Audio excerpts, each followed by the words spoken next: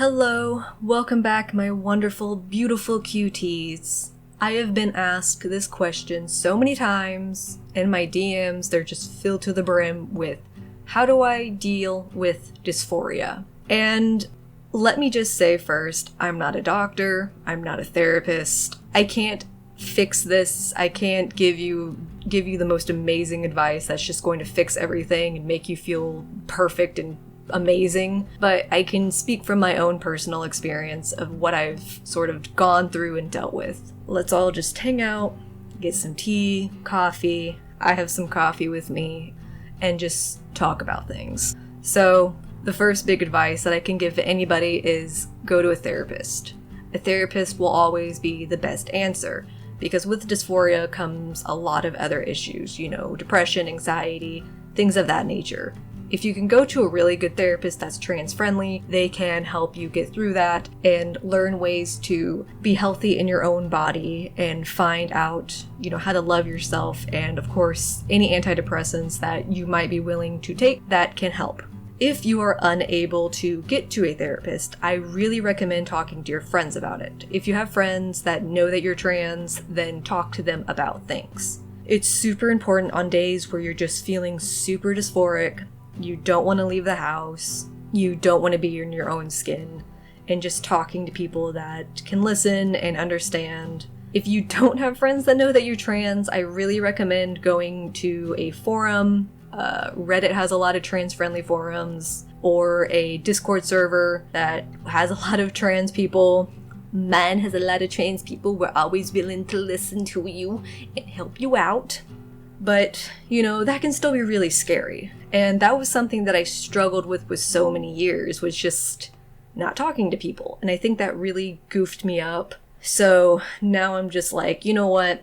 Today, I'm not feeling it. I'm feeling dysphoric. I hate life. And I'll tell people like, yo, what's up?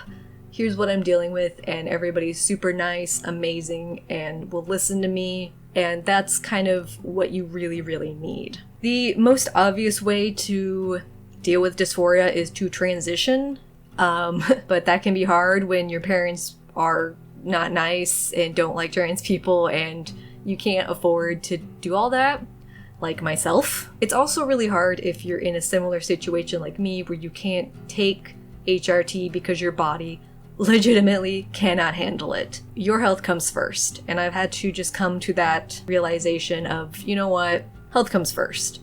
There's a lot of things you can do. If you are a trans woman, you can try to make your voice naturally higher, which you're going to sadly have to do no matter what, because HRT doesn't make your voice higher.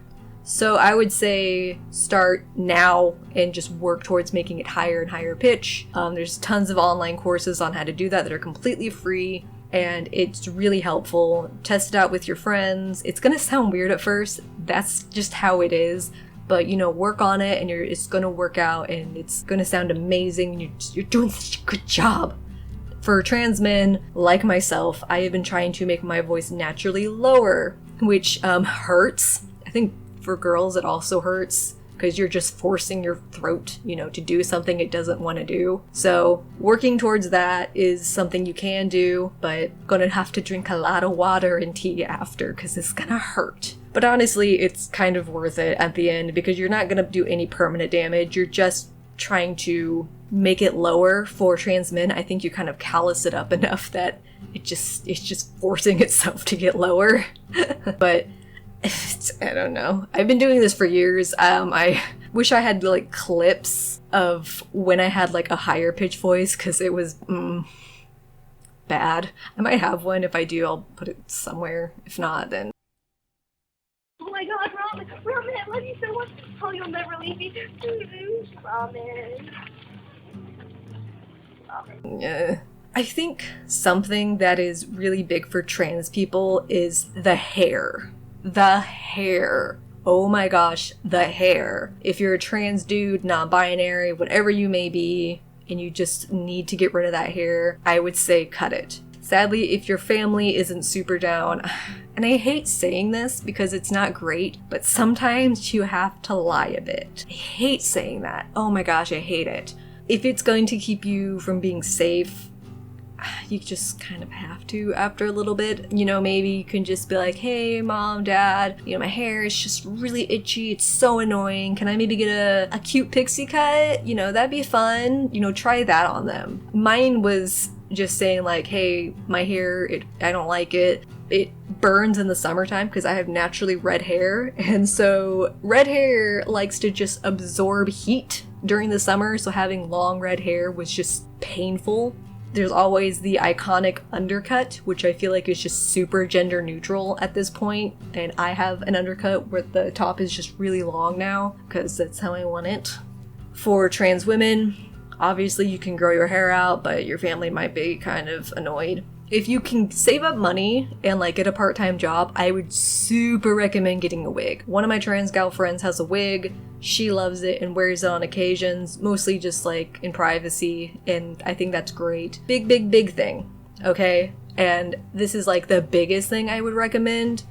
If you're, you know, 16 and you have a part-time job and you can get money, put that towards clothes that you want to wear. It's pretty smart to do, and you can very easily just like pack a backpack with your clothes and your wig or like whatever, and like go to the bathroom, put it on, and like just kind of rush out. Usually if you do that, like you might get some weird stares, but like if you kind of whisper like, oh sorry, wrong bathroom, my bad, people will kind of be like, oh okay, like oops, that happens. For trans girls, you know, obviously you're gonna want to you know, shave and stuff. But again, if you're not down for that, you don't have to. You do not have to look super hyper feminine. You just don't. Because for a lot of people, I've found if you're a trans man and you just grew up, you know, shaving and stuff, having body hair is kind of weird because you're not used to it. And if you just want to keep shaving, do it. If you're a trans woman and constantly getting nicks and cuts on your face and your legs just isn't worth it, then just don't shave for a while, man. It's totally fine, and I totally get it though if it's like, no, this is causing me way too much dysphoria, I gotta do it. But you are still a beautiful, amazing, fantastic lady, even if you're hairy. Like, there are hairy girls. Like, there are. And you don't need to feel ashamed of that. One of, I think, the biggest things that kind of sucks for being trans is height. Height. Oh my goodness. Now, I'm short. I'm 5'2", man. I am not a big dude. I am a very short little man. And whenever I get this is a huge reason why I don't really like looking super masculine now, is because every time I do, people assume I'm a little boy, and I don't like that. It honestly makes me feel worse, because instead of looking at me and being like, yes, a fellow adult, it's like, oh, well, hello there, little boy. Where's your family? Oh, are you here alone? I'm like, I will cut you. About way over a year ago, almost 2 years ago, I shaved my entire head, not bald, but like buzzed it, and I felt very free, but I also just felt really ugly, and I kind of high-key hated it. I feel like looking that way was really fine when I was a teenager, but as I've gotten older, I'm like, ugh, I don't like looking like a teenager. I want to look like an adult. And that's really hard when you're short. The same thing can be said for trans women when you're super tall and you just want to look like a dainty little princess. Totally get it, man. Girl. And sadly, there's not much we can do for height. I just kind of try to remind myself every day that, like, hey man, they're short dudes. It's fine. You're short and tiny, and that's totally fine, and it's great and cute. And for trans women, it's just like, there's beautiful, amazing tall girls. Look at models. Models are tall. You're basically a model. You know, you're a model. You're tall, beautiful, amazing. Look at you go. Walk that runway. And if anybody's saying like, oh, but I'm also chubby. No, you are a model. You are a model. Own it. Be beautiful and fierce. Look at you go. Now, here's the point of advice that worked for me, but it may not work for everybody. And that's totally fine. And that is looking at yourself in the mirror naked. I know. You're like, what? What are you talking about? That's weird and gross. But hear me out. So back when I had a full body mirror, I would do this all the time. And I would just like look in the mirror and I'd say like, it's fine. It's fine. Get used to this. It's okay. These things aren't bad. You can remove this later. You can do this. You can work out. It's fine. It's fine. You are still beautiful at the core. And I would just do this daily. And I'm still struggling with my appearance and an eating disorder, but it really did honestly help, was just looking in the mirror and being like, dude, it's okay. It's okay. You know what? This is your body. This is your house that you live in, and you're going to live in this body for the rest of your life. We might as well not be completely miserable in it. I long for the days when I'm able to get top surgery, because I'm going to, even if I show up and they're like, nah, it'll kill you. I'm like, just do it. I don't even care anymore. Because, you know, wearing a binder hurts. Speaking of binders, okay, trans guys, non-binary people, let me tell you something. Let Papa Pax tell you some words of wisdom. Do not bind with ace bandages. Do not. It is super dangerous. Like, ridiculously dangerous. Instead, get a binder. If you can't get a binder, just get a sports bra for the time being. It's really, really important. I would say, like I said earlier, be able to get a part-time job, save up, get your own money. But however, if you can't, and your only means of money is through your parents or something, I would say probably lie. I told my mom I was getting it for cosplay. And if you don't do cosplay, boy, should you, because it is such a great way for gender expression, although it's not cheap. But I told my mom, like, yeah, no, I need it for cosplay, and I kind of explained to her the dangers of ace bandages and why I need it, and she was like, you know what, nah, that sounds super fair. I don't want you going to the hospital. And so she helped me buy it. If you are not into cosplay, I would say maybe say it's for like a project or something, like a school project for like a small play that you're doing, and you're going to be playing as a guy, and you would just feel much safer to have this on hand, especially for other things if you're going to be performing as a guy. But if you're not into performance, you might just have to really rattle your brain, because I don't know your situation, I don't know your life, but there's also places online where you can apply to get a binder for free, but they only give them out to a very few select people because, you know, this is a free binder. So keep that in mind. If you apply, it's not 100% guarantee, but, you know. When it comes to dysphoria, the biggest thing out of everything is just trying to do what makes you happy. I would say that going to conventions is probably one of the best ways for gender expression. Again, not cheap, but if you go to a convention, you can dress however you want.